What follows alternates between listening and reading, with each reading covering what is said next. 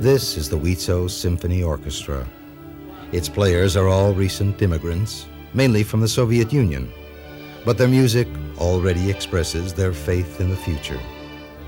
Its sounds are the sounds of hope, as WIZO's are the sounds of life.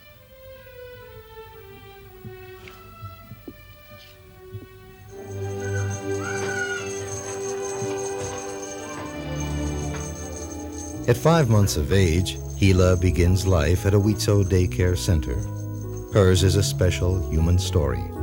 Her parents are non-functional, unemployed, living on welfare. Thanks to the center, she'll grow up in a healthy atmosphere among happy children. Thanks to the center, their mothers can work, find professional fulfillment, and help support their families. The center provides everything necessary for normal development, from education to a hot meal. It will nurture Hila too, giving her a chance at life.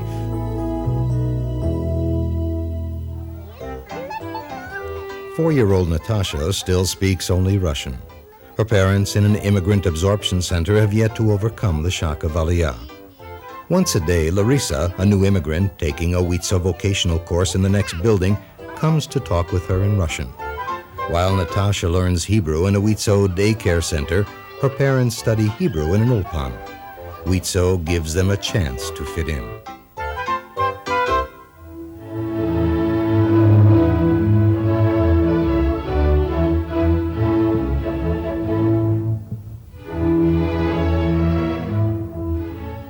Right after school, thousands of Israeli children race to WIZO youth clubs where they enjoy a whole range of activities and courses.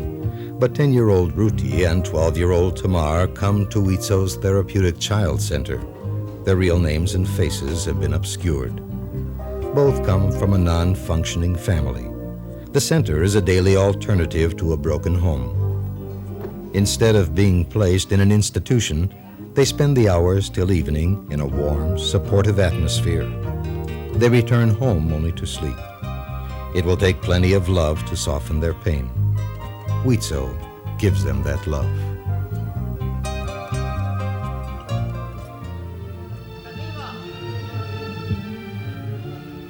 At age 47, Aviva and Shalom became the parents of 8 children. Their own 2 children were already grown. Maybe that's why these 2 teachers decided to turn their talents and love to creating an alternative family framework for others. This is Neve WIZO, a unique project comprising 4 such family units. Each operates independently, giving children a normal family life. In each home is a parental couple like Aviva and Shalom dedicated to raising the children, backed up with professional assistance from WIZO counselors and advisors. These children were rescued from families plagued by crime, drugs, and emotional imbalance. At the age of 18, after growing up in the WIZO, they'll start living life on their own.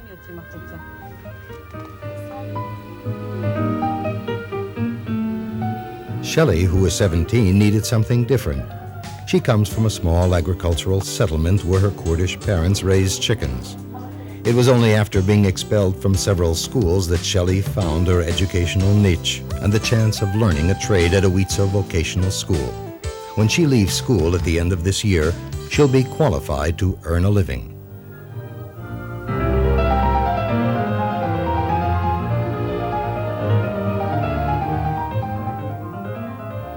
Steel bars and stone walls surround Israel's only shelter for girls in distress, girls who face physical or psychological danger if they remain at home. The shelter's location is kept secret, protecting them from contact with extreme violence, mental abuse, incest, and crime. They arrive here after taking the first fateful step toward leaving home. During the month they spend in the shelter, the therapeutic staff will determine the best course for the future. Here, WIZO provides the chance, perhaps the only chance, to begin a new life.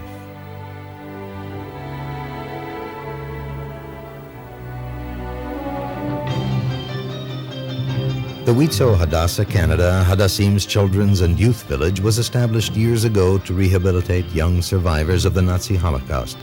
It has since developed and changed. Today it includes a large regional school and alongside it a boarding school for pupils from various levels of society. 18-year-old Michelle remained at the village after completing her studies. She came from California to live with Israeli youth.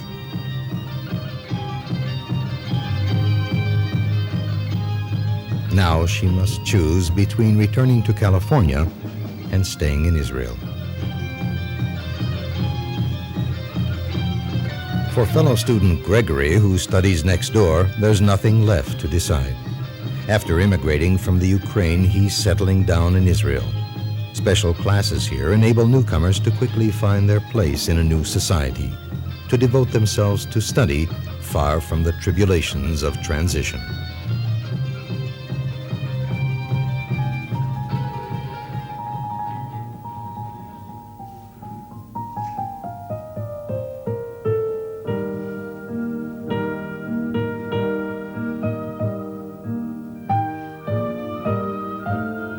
Until the fateful decision to enter a shelter for battered wives, Etty experienced years of mental and physical abuse. When her husband began beating her, she all but stopped eating. At age 24, after preliminary talks with the WIZO's professional and therapeutic staff, Etty decided to fight for her self-respect and her rights as a woman and human being, to rehabilitate herself far from the physical punishment. Protected in the shelter with the constant support of the social workers, Etty will spend about a year among other women who share her fate, women who, along with their children, fled lives of unceasing humiliation. Wife-beating is widespread. It knows no limits of age, social status, or ethnic background. More and more women are rising up against it. Therapy and residence at the shelter will help heal Etty's emotional wounds. The shelter also frees children from the atmosphere of violence and enables them to continue their education in WIZO daycare centers or surrounding schools. After a year in the shelter, Nirit decided to leave her husband for good. In the new apartment she rented nearby, she's a volunteer on WIZO's hotline answering distress calls from battered women. Rehabilitation continues in a project called Halfway There, still close to the shelter, but already on the way to independence. No woman should be her husband's punching bag, says Nirit from the other end, the healthy end of the phone line. At age 26, expecting another child, Chana realized her life's dream, to be a nursery school teacher. Thanks to a WIZO vocational course, she's now teaching in the same school where she once studied. The class where Chana studied is equipped with sophisticated pedagogical aids for general and language studies. They're a typical Israeli cross-section. Immigrants from Russia, Ethiopia, Iran, Guatemala, Spain, France, alongside with the native-born. Most already have children. All share a common goal, to improve their self-image, to acquire a profession.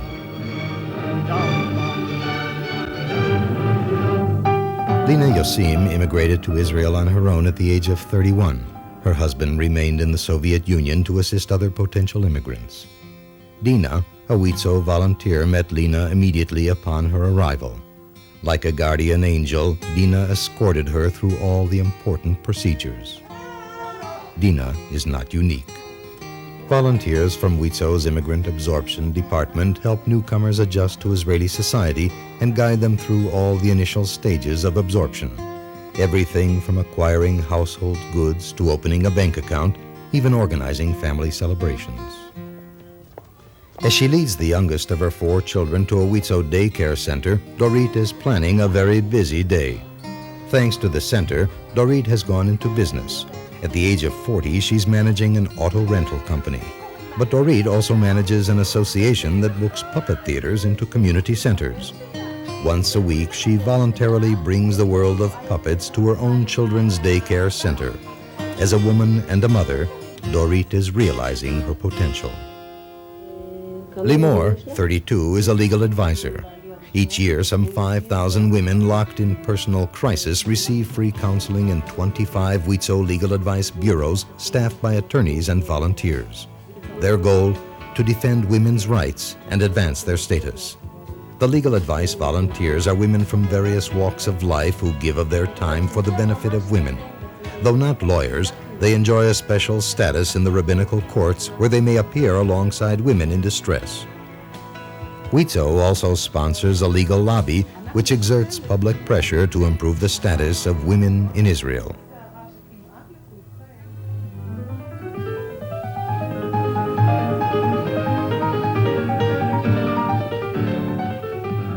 Esther Abu won't give up on life.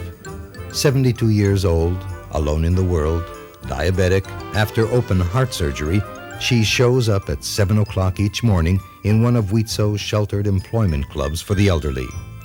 Here she finds good company, human warmth, light employment, and even a small income. Esther says this is what has kept her going. This is what gives her a sense of self-worth. Without it, she says, she'd have died long ago. The WIZO Parents' Home in central Tel Aviv. After retiring from his job as a nutrition engineer, 83-year-old Yaakov Bas rediscovered himself. He now dedicates his time to art and aesthetics.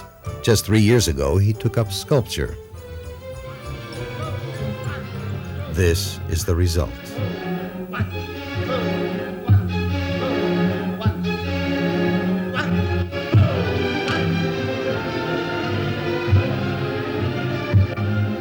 Gertrude Goldschmidt says she's only 92. At WIZO's Golden Age Club, she designs enamel jewelry sold to support WIZO activities. She studied architecture in Germany, which she fled before the rise of the Nazis. Gertrude Goldschmidt finds it difficult to take part in most of the activities offered at WIZO's 100 clubs for senior citizens. But Gertrude will never give up her art.